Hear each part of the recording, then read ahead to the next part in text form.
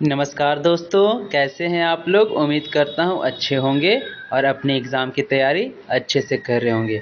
आज मैं आप लोग के लिए 30 प्रश्नों का ऐसा संग्रह लेके आया हूं जो बार-बार 2022, 23, 24 में पूछे जा रहे हैं। ये प्रश्न आपके झारखंड दरोगा, झारखंड उत्पाद सिपाही, एसएससी, एमटीएस, रेलवे और भी जितने भी आने वाले एग्ज़ाम हैं उसके लिए बहुत ज़्यादा लाभदायक सिद्ध होगा।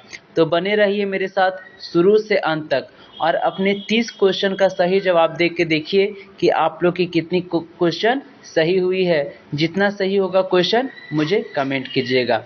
और क्वेश्चन स्टार्ट होने से पहले सबसे पहले अगर आप लोग चैनल पे नए हैं तो चैनल को लाइक कीजिएगा, सब्सक्राइब कीजिएगा और शेयर कीजिएगा। तो चलिए दोस्तों शुरू करते हैं आज का पहला क्वेश्चन को।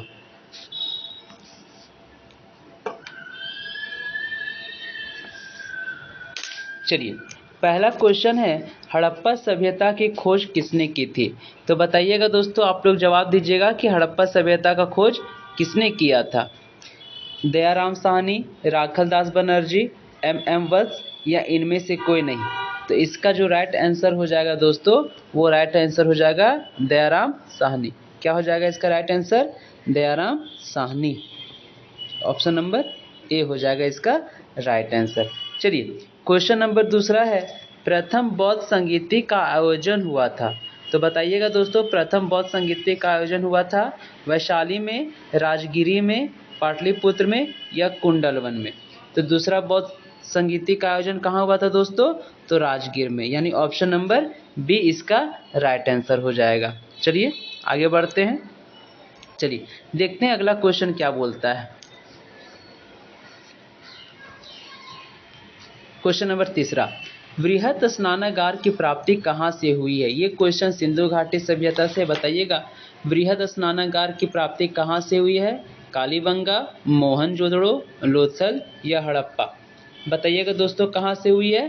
तो इसका जो राइट आंसर हो जाएगा ऑप्शन नंबर बी, मोहनजोदड़ो हो जाएगा। चलिए क्वेश्चन नंबर 4 देखते हैं, महावीर जैन धर्म के डैश तीर्थंकर थे। आपको ये बताना है कि महावीर स्वामी जैन धर्म के कितने तीर्थंकर थे, 22वें, 23वें, 24वें या 25वें। तो इसका जो राइट आंसर हो जाएगा दोस्तों, वो हो जाएगा 24वें। ऑप्शन नंबर सी हो जाएगा। चलिए आगे बढ़ते हैं। क्वेश्चन नंबर 4 देखते हैं क्या बोलता है। 5, महावीर ने जैन धर्म की प्रतिज्ञाओं में जोड़ा। महावीर ने जैन धर्म की प्रतिज्ञाओं में क्या जोड़ा? ऑप्शन ए ब्रह्मचर्य, ऑप्शन बी ध्यान, ऑप्शन सी संन्यास, ऑप्शन डी त्याग। तो महावीर स्वामी ने जैन धर्म में क्या जोड़ा है? कौन सा ऐसा शब्द को जोड़ा है या फिर कौन सा ऐसा तपस्या को जोड़ा है? तो इसका जो राइट आंसर हो जाएगा ऑप्शन नंबर ए हो जाएगा दोस्तों। क्वेश्चन नंबर 6 क्या बोलता है, अजातशत्रु कहाँ का शासक था। तो अजातशत्रु कहाँ का शासक था? तो अजातशत्रु जो शासक था वो आपका मगध का शासक था। आप लोग को कमेंट करना है, अगर जितना आप लोग का सही होगा उतना आपको जवाब बताना है कमेंट में कि कितना आप लोग का सही हुआ है। चलिए क्वेश्चन नंबर 7 देखते हैं, वह शासक जिसने एक सच्चे जैन मुनि की तरह उपवास के द्वारा शरीर त्याग दिया। बताइए वो कौन सा शासक था जिसने अपना अन्न जल को त्याग कर कर एक धर्म को अपना लिया था, जो जैन धर्म को अपनाया था। तो वो शासक कौन था? चंद्रगुप्त मौर्य, अशोक, बिंबिसार या बिंदुसार। तो वो शासक हो जाएगा चंद्रगुप्त मौर्य। चलिए आगे बढ़ते हैं। क्वेश्चन नंबर 8 देखते हैं क्या बोलता है, अशोक ने कलिंग युद्ध कब आरंभ किया। तो बताइएगा दोस्तों, अशोक ने कलिंग युद्ध कब आरंभ किया? 250 ईसा पूर्व, 255 ईसा पूर्व, 260 ईसा पूर्व, 261 ईसा पूर्व। इसी कलिंग युद्ध के बाद अशोक ने बौद्ध धर्म को अपना लिया, तो हृदय परिवर्तन हो गया। तो ये आंसर क्या हो जाएगा? 261 ईसा पूर्व। इसका जो राइट आंसर हो जाएगा ऑप्शन नंबर डी हो जाएगा। चलिए आगे बढ़ते देखते हैं क्वेश्चन नंबर क्या बोलता है अगला। क्वेश्चन नंबर 9 बोलता है, चीनी यात्री हेवेनसोंग किसके शासन काल में भारत आया था। चीन के यात्री थे हेवेनसोंग, तो वो किसके शासन काल में भारत आए थे? Option A Chandragupta Maurya, option B Ashok, option C Chandragupta Vikramaditya, option D Harshvardhan. तो हेवेनसोंग किसके शासन काल में आए थे दोस्तों? तो हर्षवर्धन के शासन काल में हेवेनसोंग आए थे। इसका right answer option number D हो जाएगा। क्वेश्चन नंबर 10 है, त्रिपक्षीय संघर्ष में शामिल नहीं था।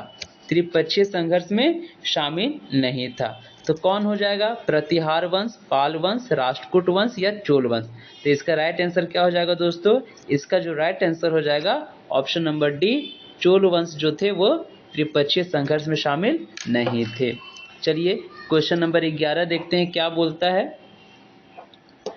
चोल वंश की स्थापना की थी। चोल वंश की स्थापना किसने की थी? विजयालय, राजेंद्र, कुलोत्तुंग या अधिराजेंद्र। तो चोल वंश की स्थापना किसने की थी दोस्तों? तो चोल वंश की स्थापना विजयालय ने की थी। तो इसका राइट आंसर हो जाएगा ऑप्शन नंबर ए। चलिए क्वेश्चन नंबर 12 देखते हैं क्या बोलता है। चोल राज्य की राजधानी थी। तो चोल राज्य की राजधानी क्या हो जाएगी दोस्तों? तंजौर, कांची, मदुरई या वातापी। क्या हो जाएगी चोल राज्य की राजधानी? तो चोल राज्य की राजधानी जो हो जतो तो इनके वो हो जतो तंजौर। का हो जतो रे चेंगा? तो एक राजधानी तो इनके जतो तंजौर। का हो जतो? तो तंजौर हो जतो, तंजौर। अब कहीं कहीं तो इनके लिखे मिलेगा तंजाउर। ठीक है दोस्तों, तो एक राजधानी का हो जतो तोर तंजौर हो जतो। चल देखो क्वेश्चन नंबर 13 का बोलता है। क्वेश्चन नंबर 13 बोलो हो, मणिग्रामम का संबंध था। मणिग्रामम का संबंध किससे था? समाज से, शिक्षा से, धर्म से या व्यापार से। बताइएगा कि मणिग्रामम का संबंध केकर से हला? तो मणिग्रामम का जो संबंध था दोस्तों वो था व्यापार से। किससे था दोस्तों? व्यापार से मणिग्रामम का संबंध था। चलिए क्वेश्चन नंबर 14 देखिए क्या बोलता है। महमूद ने भारत पर प्रथम आक्रमण कब किया? महमूद गजनवी ने भारत पर प्रथम आक्रमण कब किया था? 999 ईस्वी में, 1000 ईस्वी में, 1010 ईस्वी में, 1025 ईस्वी में। ये वही था जो भारत को मेन मकसद लूटने आया था। तो कब किया था? 1000 ईस्वी में। और यही 1000 ईस्वी में ये पहला आक्रमण करता है दोस्तों। और 1001 ईस्वी में क्या करता है? पहला युद्ध करता है। ठीक है, अब जब ये 1001 में पहला जो युद्ध करेगा उस समय कौन रहता है? तो जयपाल होता है। शाही वंश के शासक जयपाल शासन कर रहे होते। वही जयपाल के साथ ही लड़ाई करो हो कौन? महमूद गजनवी। और महमूद गजनवी का करो? जयपाल के हरा दो हो। ठीक है, चलिए आगे बढ़ते हैं, देखते हैं क्वेश्चन नंबर 15 क्या बोलता है। तराइन के प्रथम युद्ध 1191 ईस्वी में किसके मध्य लड़ा गया था? तराइन का प्रथम युद्ध कब हुआ था? 1191 ईस्वी में हुआ था। मोहम्मद गौरी और भीम द्वितीय के बीच, ऑप्शन बी। मोहम्मद गौरी और पृथ्वीराज तृतीय के बीच, ऑप्शन सी। मोहम्मद गौरी और जय सिंह के बीच, ऑप्शन डी। मोहम्मद गौरी और अजय पाल के सिंह। तो आपको इनके पता तो इनके पता हो कि तराइन का प्रथम युद्ध 1191 में हुआ था। और यही तराइन का प्रथम युद्ध किसके किसके बीच में हला? तो मोहम्मद गौरी और पृथ्वीराज तृतीय के बीच में। इसका राइट आंसर क्या हो जाएगा दोस्तों? इसका right answer option number B हो जाएगा। ठीक है, चलिए आगे बढ़ते हैं, देखते हैं क्वेश्चन नंबर 16 क्या बोलता है। रास तरंगनी की रचना कब हुई थी? बतावा रास तरंगनी का रचना कब हुआ था? तो 10वीं शताब्दी, 11वीं शताब्दी, 12वीं शताब्दी या 13वीं शताब्दी। बताइए कब हुआ था रास तरंगनी का रचना? तो इसका जो राइट आंसर हो जाएगा कि रास तरंगनी का रचना आपका 12वीं शताब्दी में हो गया था। ठीक है दोस्तों, कब हुई थी? तो 12वीं शताब्दी में रास तरंगनी की रचना हुई थी। चलिए आगे बढ़ते हैं, देखते हैं क्या बोलता है। क्वेश्चन नंबर 17 क्या बोलता है। एकदम इजी क्वेश्चन हो तो इनके एकदम टेंशन ना लेना हो। देखने हम यो ने बताओ कब का। क्वेश्चन नंबर 17, पूरी उड़ीसा के मंदिर किस शैली के हैं? बेसर शैली, नागर शैली, गांधार शैली, द्रविड़ शैली। तो पूरी उड़ीसा जो है वो किस मंदिर की शैली की है दोस्तों? तो वो जो शैली हो जाएगा वो हो जाएगा ऑप्शन नंबर बी, नागर शैली। कौन सी हो जाता? ऑप्शन नंबर बी, नागर शैली। चल देख 18 क्वेश्चन नंबर का बोलता है। आबू पर्वत पर बने दिलवाड़ा मंदिर संबंधित है, राजस्थान में है। दिलवाड़ा मंदिर कहाँ है? राजस्थान में है। ठीक है बच्चों, ठीक है दोस्तों, हाँ सर कोई दिक्कत नहीं है। अब यही दिलवाड़ा मंदिर बना हुआ है। ठीक है, तो यही दिलवाड़ा मंदिर संगमरमर का बना हुआ है। तो ये दिलवाड़ा मंदिर कहाँ है? राजस्थान में। तो कौन से धर्म से? तो ये दिलवाड़ा मंदिर जो है वो जैन धर्म से संबंधित है। कौन से धर्म से? जैन धर्म से। ठीक है, तो इसका जो राइट आंसर हो जाएगा वो क्या हो जाता? तो इसका राइट आंसर है ऑप्शन नंबर सी, दिलवाड़ा मंदिर जैन धर्म से संबंधित है। दिलवाड़ा मंदिर कहाँ? आबू पर्वत। आबू पर्वत कहाँ है? राजस्थान में। चलो आगे देखते हैं गाइज, क्वेश्चन नंबर देखते हैं 19 का, बोलो इल्तुतमिश को खलीफा का अभिषेक पत्र प्राप्त हुआ, कब प्राप्त हुआ? ये बहुत इंपॉर्टेंट क्वेश्चन है। ऑप्शन नंबर ए 10 फरवरी 1206 ईस्वी, 12 फरवरी 1210 ईस्वी, ऑप्शन नंबर सी 12 फरवरी 1220 ईस्वी, ऑप्शन नंबर डी 18 फरवरी 1229 ईस्वी। तो इसका जो राइट आंसर हो जाएगा गाइज, क्या हो जाएगा राइट आंसर गाइज? इसका राइट आंसर हो जाएगा 18 फरवरी 1229 ईस्वी। चलिए क्वेश्चन नंबर 20 देखते हैं। कुतुब मीनार को किसने पूरा किया था? कुतुब मीनार कहाँ? कुतुब मीनार दिल्ली में। किसने पूरा किया? तो स्थापना कौन किया था? कुतुबुद्दीन ऐबक। कब किया था? 1197 ईस्वी में। ठीक है, तो कुतुब मीनार को पूरा किसने करवाया? तो इसका दामाद, इसका बेटा जो होता है वो इल्तुतमिश होता है। तो इसका जो राइट आंसर हो जाएगा ऑप्शन नंबर बी हो जाएगा। कौनो दिक्कत नहीं सर, कौनो दिक्कत नहीं, ये सब आया हुआ क्वेश्चन है बच्चों। चलो आगे देखते हैं क्या बोलता है क्वेश्चन अब नंबर 21। शुद्ध अरबी सिक्के किसने चलाए? तो शुद्ध अरबी सिक्के को किसने चलाया? इल्तुतमिश, बलबन, अलाउद्दीन खिलजी या फिरोज शाह तुगलक। तो बाबू रे शुद्ध अरबिक सिक्के के चलेल कोहल?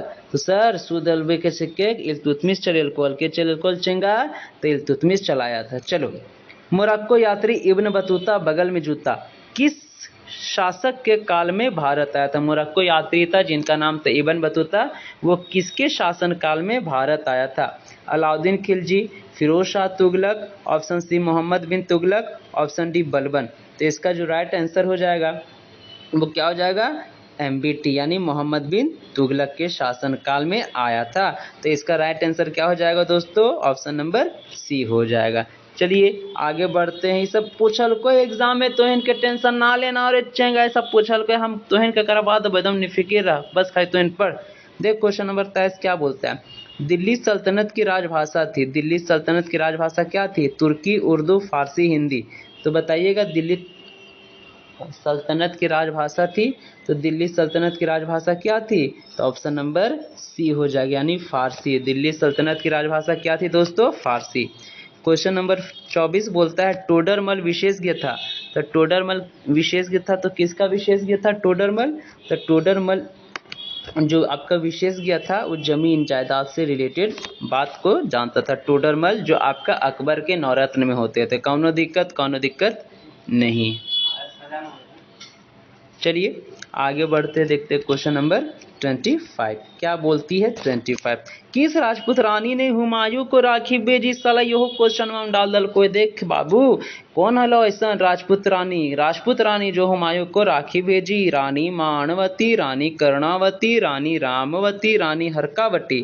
तो इसका राइट आंसर क्या हो जाएगा बताइएगा? तो रानी क्या हो जाएगी? रानी करुणावती। करुणावतारम संसार सारम भुजगिंद्रहारम। तो इसका जो राइट आंसर हो जाएगा रानी कर्णावती ने क्या किया था? हुमायूं को राखी भेजा था कि भाई बंधवा ले, भाई रे बंधवा ले, राखी बंधवा ले, हमारे कोई भाई नहीं हो। ठीक है चल। क्वेश्चन नंबर 26 क्या बोलता है? हुमायूं को फारस के किस शाह ने शरण दी थी? यही हुमायूं वाला भैया बेचारे, यही हुमायूं की स्थिति गिरते पड़ते जन्म लो, गिरते पड़ते मर गलो, जिंदगी भर गिरते पड़ते रहा है। ठीक है, भटकता हुआ राजा इसी को बोलेंगे, जिंदगी भर बेचारा गिरते पड़ते जीते रहा है, गिर के भी इसका मौत हो जाता है। ठीक है, तो हुमायूं को फारस के किस शाह ने शरण दी जब शेरशाह सूरी मार के भगा दिया था? इसका शासनकाल 2 चरणों में विभाजित है। ठीक है, तो बताइएगा कि हुमायूं को फारस के किस शाह ने शरण दी थी? Option A Shah Zaman Shah, option B Shah Nadir, option C Shah Tahmasp या ऑप्शन डी शाह अब्दुल्ला। बताइएगा क्या हो जाएगा इसका आंसर? तो इसका ऑप्शन नंबर हो जाएगा सी शाह तहमास्प। चलिए क्वेश्चन नंबर 27 देखते हैं क्या बोलता है। अकबर का जन्म कहाँ हुआ था? हमरा क्या मालूम कहाँ हुआ था? अकबर का जन्म हुआ था कंधार में, अमरकोट में, बालकोट में या आगरा में। सबको पता है कि सर अकबर का जो जन्म हुआ था वो राजा वीरसाल के घर हुआ था। तो राजा वीरसाल कहाँ के? तो भारत के कहाँ? राजस्थान में। तो राजा वीरसाल कहाँ? राजस्थान के अमरकोट में। तो इसका राइट आंसर क्या हो जाएगा? ऑप्शन नंबर बी हो जाएगा। चलिए आईने अकबरी पुस्तक किसने लिखी है? तो आईने अकबरी पुस्तक फैजी, अबुल फजल, शेख मुबारक या बंदायूनी। तो बताइएगा चिंगा, बताइएगा गैस कि अबुल फजल आईने अकबरी के लेखक कौन थे? तो आईने अकबरी के लेखक आपका ऑप्शन नंबर बी हो जाएगा अबुल फजल। हलो कौनो दिक्कत कोई नहीं। चलिए देखते हैं क्वेश्चन नंबर 29 क्या बोलता है। सर्दी हो गया है गैस, क्या कीजिएगा गैस, होते रहता है, मौसम में परिवर्तन है, बताइएगा। क्वेश्चन नंबर 29, अकबर के समय में साम्राज्य कितने सूबों में बटा था? Option A 12, option B 15, option C 20 या ऑप्शन डी 25। तो अकबर के समय में जो उसका सूबा था वो कितने सूबों में बटा था? तो इसका ऑप्शन नंबर हो जाएगा ऑप्शन नंबर बी, 15 सूबों में अकबर के समय साम्राज्य बटा था। पानीपत का द्वितीय युद्ध कब हुआ था? इस क्वेश्चन का, इस टॉपिक का लास्ट क्वेश्चन है कि पानीपत का द्वितीय युद्ध कब हुआ था? 1526 में, 1550 में, 1556 में या 1561 में? तो इसका जो राइट आंसर हो जाएगा वो हो जाएगा 1526 में। ठीक है दोस्तों, कब हुआ था पानीपत का द्वितीय युद्ध? 1526 में, सॉरी पानीपत का द्वितीय युद्ध पूछा है दोस्तों, तो पानीपत का द्वितीय 1556 हो जाएगा, ये नहीं होगा इसका आंसर। इसका जो राइट आंसर हो जाएगा, इसका जो राइट आंसर हो जाएगा 1556। देखो इसका जो राइट आंसर हो जाएगा 1526, 1556, 1761। तो ये हो जाएगा पहला, ये हो जाएगा दूसरा और ये हो जाएगा तीसरा। ये 3 तो पानीपत का युद्ध हुआ था। पहला पानीपत का युद्ध 1526 में, दूसरा पानीपत का युद्ध 1556 में, तीसरा पानीपत का युद्ध 1761 में। अगर ये आपका 30 क्वेश्चन आज मैंने कंप्लीट करवाया हूं दोस्तों। उम्मीद करता हूं कि ये 30 ठो में कम से कम आप लोग का अगर 25-26 आ रहा है तो आप लोग का जीएस ठीक है। अगर 25-26 से कम आ रहा है तो थोड़ा सा और भी मेहनत करने का ज़रूरत है। अगर चैनल पसंद आई है तो चैनल को लाइक करें, सब्सक्राइब करें और शेयर करें।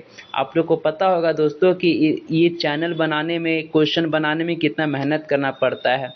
तो अगर मेरी मेहनत आप लोग के थोड़ा सा के लिए काम आ रही है तो चैनल को सब्सक्राइब कीजिएगा, लाइक कीजिएगा, शेयर कीजिएगा। धन्यवाद। फिर हम लोग कल मिलेंगे आगे ट्रेंडिंग क्वेश्चन को लेके। ठीक है, जोहार साथियों, जय झारखंड, जय भारत। लाइक, सब्सक्राइब और शेयर।